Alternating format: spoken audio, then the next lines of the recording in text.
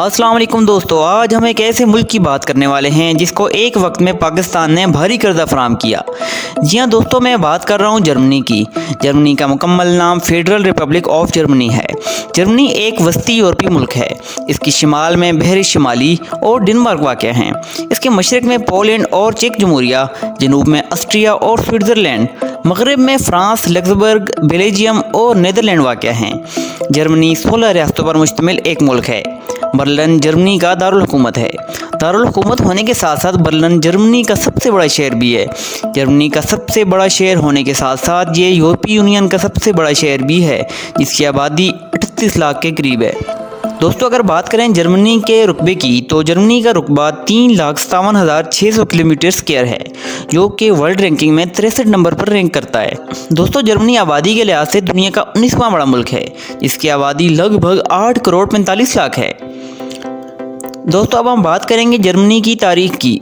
ज़्यादा दूर जाने की बजाय हम सिर्फ जंग अजीम अव्वल और दोम का पस मंज़र ही बयान करेंगे। दोस्तों, ये 28 जून 1914 का वाक़या है, जब एक सर्बिया के बाशिंदे ने ऑस्ट्रिया के शहजादे को गोली मारकर कत्ल कर दिया। इस वाक़ये को बुनियाद बनाकर ऑस्ट्रिया ने सर्बिया पर 28 जुलाई 1914 में हमला कर दिया। जर्मनी ने ऑस्ट्रिया का साथ दिया। इस तरह ये जंग आलमी जंग साबित हुई। इस जंग में 60 लाख फौजी और आम लोग मारे गए, लेकिन कुछ तारीखदानों के नज़दीक 2 करोड़ से भी ज़्यादा लोग मारे गए। हलाकत की वजह नए हथियार और मशीन गन का इस्तेमाल था। इस जंग में एक तरफ सेंट्रल पावर यानी कि ऑस्ट्रिया और हंगरी, जर्मनी, सल्तनत उस्मानिया और बल्गारिया शामिल थे। दूसरी जानब अलाइड पावर्स यानी कि सर्बिया, फ्रांस, बरतानिया, रूस, बेल्जियम, जापान वगैरह शामिल थे, जबकि अमेरिका, चाइना, यूनान, पुर्तगाल ने भी अलाइड फोर्सेस का साथ देने का ऐलान कर दिया। 1918 में जर्मनी ने जंग बंदी का ऐलान कर दिया और सुलह की कोशिशें शुरू कर दी। 28 जून 1919 को तमाम फ्रीकैन के दरमियान मुआहदा हो गया और जंग बंदी का ऐलान कर दिया गया। इस जंग को जंग अजीम अव्वल कहा जाता है। दुनिया टूट फूट का शिकार हो चुकी थी। दोस्तों, अभी इस जंग के असरात ख़त्म भी ना हुए थे कि जंग अजीम दोम शुरू हो गई। हिटलर ने जंग जुनून के शौक में पोलैंड पर हमला कर दिया। हिटलर जर्मनी की क़यादत कर रहा था और पूरी दुनिया पर हुक्मरानी का ख्वाब देख रहा था। बरतानिया और फ्रांस ने पोलैंड का साथ देते हुए जर्मनी के खिलाफ जंग का ऐलान किया। जंग अजीम दोम में एक तरफ एक्सिस पावर यानी कि जर्मनी, इटली, जापानी एम्पायर्स और इनके चंद इत्तेहादी शामिल थे, जबकि दूसरी जानब अलाइड पावर्स जिनमें बरतानिया, बेल्जियम, फ्रांस, चाइना और इनके इत्तेहादी शामिल थे। 1940 तक तो जर्मनी नाकाबिल शिकस्त रहा, लेकिन 1940 ही में जर्मनी ने रूस पर हमला करने की गलती कर दी, जिस पे रूस और अमेरिका भी इस जंग में शामिल हो गए और जर्मनी ये जंग हार गया। हिटलर ने बुज़दिली का मुजाहरा करते हुए खुदकुशी कर ली। इस जंग में 61 ममालिक शामिल थे। इस जंग में 8 करोड़ के करीब फौजी और आम लोग मारे गए। इस जंग को तारीख़ में जंग अजीम दोम के नाम से जाना जाता है। दोस्तों, इस जंग के बाद मुल्क मशरक़ी जर्मनी और मगरबी जर्मनी में तकसीम हो गया। इस जंग में बहुत तबाही हुई। इस जंग में अमेरिका ने जापान पर एटमी हमले भी किए। इस जंग से जर्मनी मुकम्मल बदहाली का शिकार हो गया। शहरों के शहर तबाह हो गए, कारोबार बंद हो गए, फसलें भी नहीं उगती थीं। लोग लेन देन करेंसी की बजाय चीज़ों के लेन देन से किया करते थे। 10 साल तक जर्मनी के 1 करोड़ से ज़्यादा लोग कैंपों में ज़िंदगी गुजारते रहे।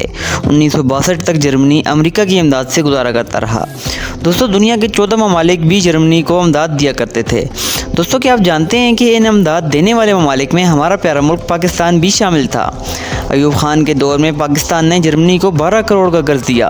50 साल पहले जर्मनी के क्या हालात थे और आज देखिए, जर्मनी इकानमी के लिहाज से दुनिया का चौथा बड़ा मुल्क है, जिसकी GDP 4.3 ट्रिलियन डॉलर है। दोस्तों, जर्मनी में 60% जर्मन लोग पाए जाते हैं। इसके अलावा तुर्क और दीगर अक़वाम के लोग पाए जाते हैं।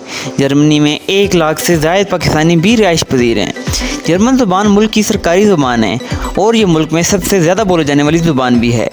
जर्मन के अलावा यहाँ डच, अफ्रीकी, फ्रांसीसी, इंग्लिश और दीगर ज़ुबानें भी बोली जाती हैं, जबकि दीगर मुल्कों से आए लोग अपनी अपनी ज़ुबानें जैसा कि तुर्की, पंजाबी, अरबी और तमिल वगैरह बोलते हैं। दोस्तों, बात करें अगर जर्मनी के अहम फैक्ट्स की, तो जर्मनी 16 रियासतों पर मुश्तमिल है, जो कि खुद मुख्तार हैं और इनके अपने अपने आइन हैं। जर्मनी अक़वाम मुत्तहिदा, नेटो और G8 का भी रुकन है। जर्मनी यूरोपीय यूनियन का भी रुकन है। यूरोपीय यूनियन के मेंबर ममालिक में सबसे ज़्यादा आबादी वाला मुल्क है। जर्मनी का कौमी खेल फुटबॉल है। German team FIFA world cup और दीगर टूर्नामेंट में भी हिस्सा लेती है। दुनिया में सबसे पहले छपी जाने वाली किताब जर्मन थी। दोस्तों, क्या आप जानते हैं कि बुक्स पढ़ने का रुझान बढ़ाने के लिए जर्मन हुकूमत ने सोशल मीडिया पर मालूमात दिखाने पर पाबंदी आयद कर दी थी।